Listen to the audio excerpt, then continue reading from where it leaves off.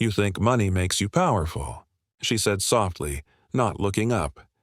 "Then tell me, why are you the one crying in my church, sir?" The billionaire froze, tears burning his eyes.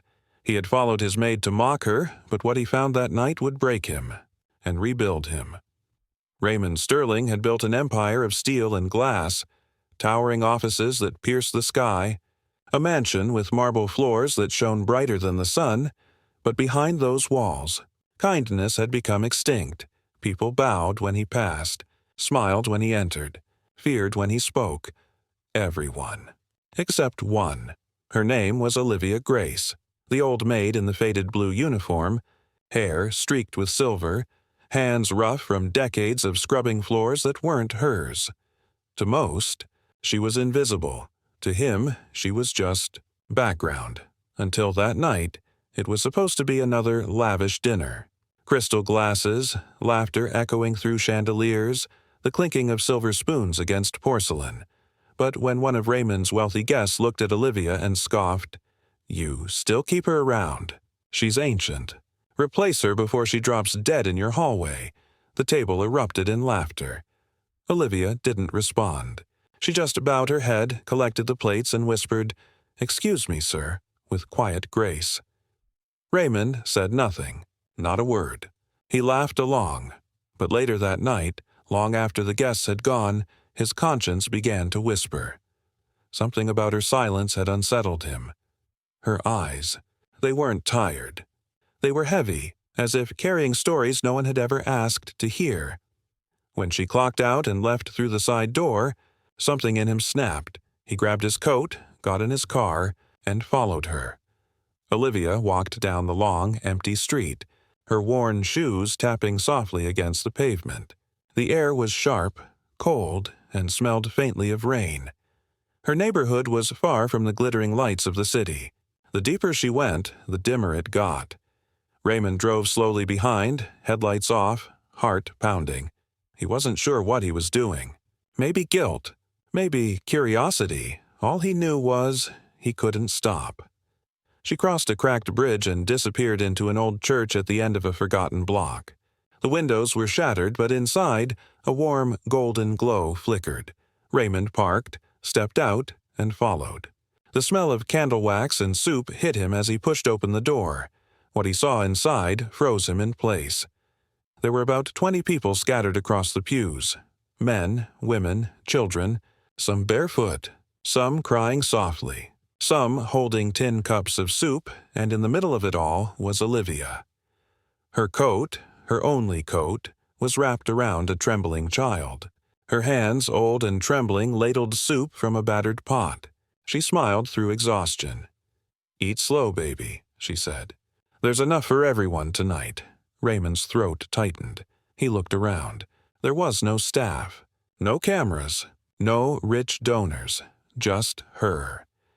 Every Sunday, she'd told the mansion staff she was visiting her sister, but she wasn't. She was running a soup kitchen in a dying church, using scraps from her own paycheck. He couldn't believe it.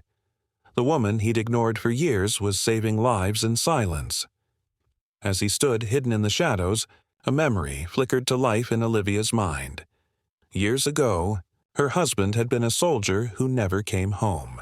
Her only son, a kind boy with a stutter, had fallen ill when she couldn't afford the hospital bills. She'd buried them both within the same year, and yet she didn't hate the world. She didn't curse God. She just kept serving others, because kindness, she believed, was the only way to keep love alive in a cruel world. She never spoke of it. She never asked for help. Every smile she gave in that mansion was a quiet rebellion against despair. Raymond stepped forward, unable to hold his silence any longer. "Olivia," he whispered. She turned slowly. The moment she saw him, her face didn't show fear or shame. "Only calm, Mr. Sterling," she said softly. "You shouldn't be here." He looked around the ruined church, the flickering candles, the hungry faces. His voice cracked. "Why didn't you ever ask for help?" Her eyes glistened, but her voice was steady. She said, "Help loses meaning when it's done for applause." He swallowed hard. "You've spent your life helping strangers."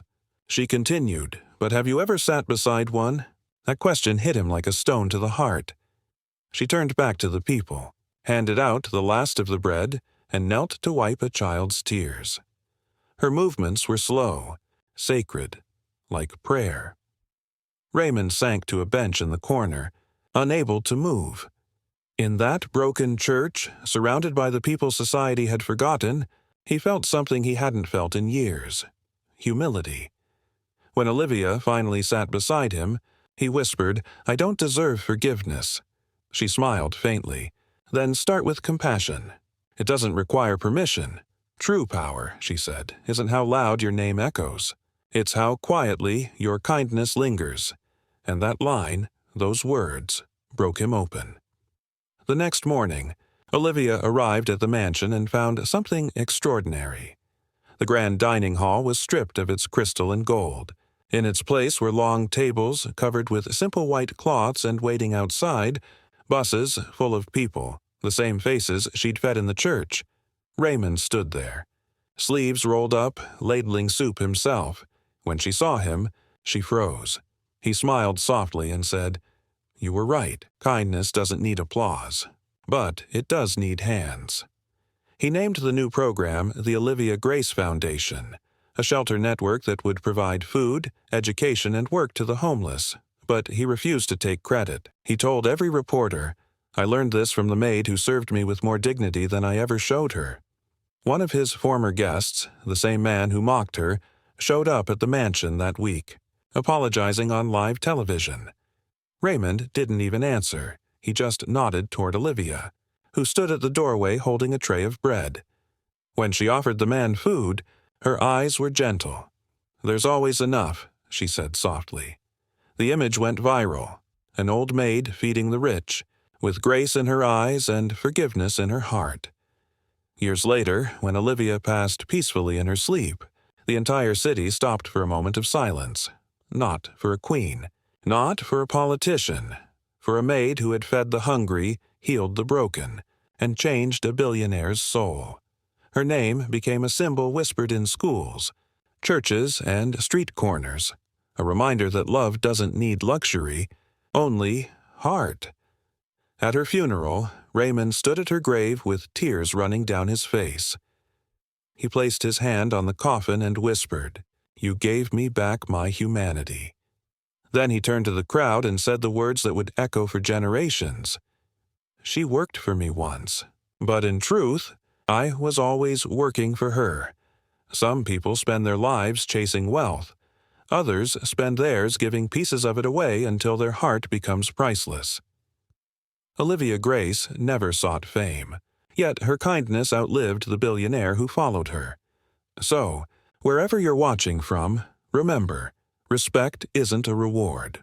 It's a reflection of who you are when no one's watching, because sometimes the greatest souls walk quietly among us, wearing aprons, not crowns. If this story touched your heart, tell us in the comments where you're watching from. Share this video to honor the silent heroes in your life, and subscribe for more real, cinematic stories of compassion, redemption, and unseen grace.